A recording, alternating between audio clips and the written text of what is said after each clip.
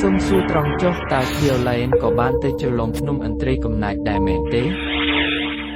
ពេលខ្ញុំទៅជ្រលងភ្នំឥន្ទ្រីកំណាចរកសាកសបងប្រុសខ្ញុំបានឃើញបងថ្លៃ5ទឹកក្រៅនៅទីនោះក៏នាំគាត់មកវិញតែម្ដងនេះច្បាស់ជាបណ្ដាសាហើយជាបណ្ដាសារបស់ជ្រលងភ្នំឥន្ទ្រីកំណាចម៉ែប្រាប់ហើយថាជ្រលងភ្នំនោះទៅមិនបានទេតែពួកឯងមិនស្ដាប់ឥឡូវយ៉ាងម៉េចហើយបងប្រុសឯងស្លាប់នៅទីនោះឥឡូវខៀវឡែនខ្លាចជាបែបនេះទៀតពិតជាកម្មពៀមែនកម្មពៀហើយម៉ែកុំចេះតែគិតច្រើនពេកអីគ្មានបណ្ដាសាយណាទេបងថ្លៃប្រហែលជានឹកបងប្រុសពេកទើបកើតទុកបែបនេះមិននឹងអាចទៅរួចឯងស្គាល់ឆេងនៅក្បាលភូមិទេគេជានិស្សិតមហាវិទ្យាល័យតែគេមិនជឿរឿងជំនឿចុងក្រោយយ៉ាងម៉េចដែរត្រឡប់មកវិញក៏ឈួតឡប់និយាយស្ដីមិនដឹងរឿងឥឡូវ3ខែហើយនៅតែមិនទាន់ជាទៀតម៉ែបងថ្លៃមិនដូចគេទេឆេងទៅបាញ់សត្វឯបងថ្លៃគ្រាន់តែត្រាំទឹកក្តៅប៉ុណ្ណោះមិនអីទេម៉ែកុំបារម្ភអីម៉ែឃើញទេមិនអីទេម៉ែទៅសម្រាប់សិនទៅចាំខ្ញុំនៅមើលបងថ្លៃហើយមិនបានទេម៉ែត្រូវនៅមើលខៀវឡែនម៉ែមិនអាចឲ្យនាងកើតអីទៀតទេ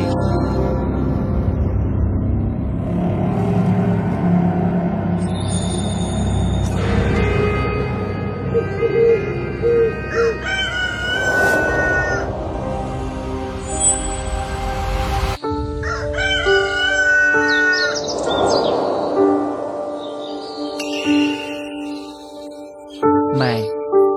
អឺឡែងបងថ្លៃបងយ៉ាងម៉េចហើយខ្ញុំមិនអីទេហេតុអីបានជាចង់ខ្ញុំបែបនេះម៉ែបងថ្លៃដឹងខ្លួនហើយគាត់មិនអីទេ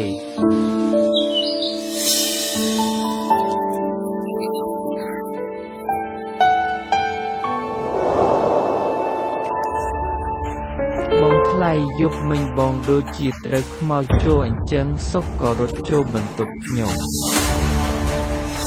ខ្ញុំហើយថែមទាំងចង់វីម៉ែទៀតពួកយើងគ្មានជំរឿទើបចង់បងបែបនេះខ្ញុំត្រូវខ្មោចចូលថាម៉េចហើយវីម៉ែមិននឹងអាចទៅរួចខៀវឡែនកូនកំសត់របស់ម៉ែទីបំផុតកូនដឹងខ្លួនហើយយប់មិញកូនធ្វើឲ្យម៉ែភ័យស្ទើរលូកប្រឡឹងដែលឡើងបានស្លាប់ចោលម៉ែហើយបើកូនកាត់អីទៀតឲ្យម៉ែរស់យ៉ាងម៉េចទៅម៉ែអើឡែងយប់មិញខ្ញុំបងថ្លៃបងនៅចាំទេថាយប់មិញបងបានធ្វើអីដាក់ខ្ញុំខ្លះខ្ញុំចាំមិនបានទេខ្ញុំគ្រាន់តែចាំថាយប់មិញខ្ញុំយល់សឹកឃើញតែឡើងត្រឡប់មកវិញ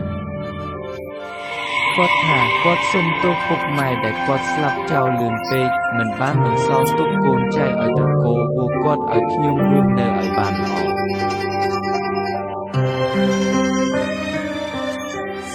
ឯងពិតជាកូនល្អមែនគួរឲ្យស្ដាយដែលពេលឡើងមិនឯងគ្មានសំណាងបានអស់និស្ស័យមួយនេះ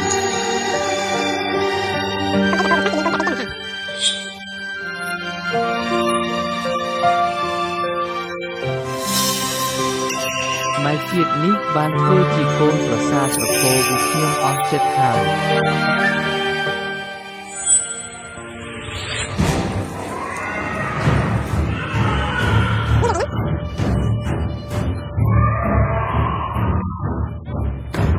ដូណា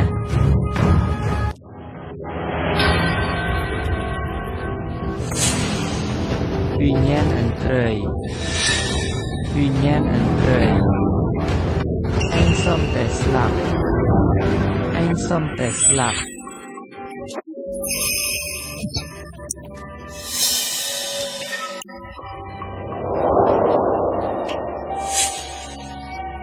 ឆេងលើកមុននៅក្បាលភូមិយើងមិនប្រកាន់ទេតែលើកនេះហ៊ានមកអុកលុកដល់ក្នុងផ្ទះយើងទៀត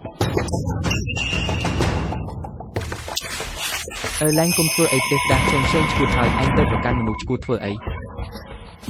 ម៉ែអាម្នាក់នេះហើយដែលដាក់បណ្ដាសាឲ្យខ្ញុំស្លាប់រាល់ថ្ងៃលើកនេះហ៊ានមកពីបងថ្លៃទៀតឡែងស្ដាប់ម៉ែថ្ងៃដែលឡែងស្លាប់នៅជ្រលងភ្នំឥន្ទ្រីកំណាចឆេងក៏ជួបគ្រោះថ្នាក់ដែរនេះមិនមែនជារឿងចៃដន្យទេ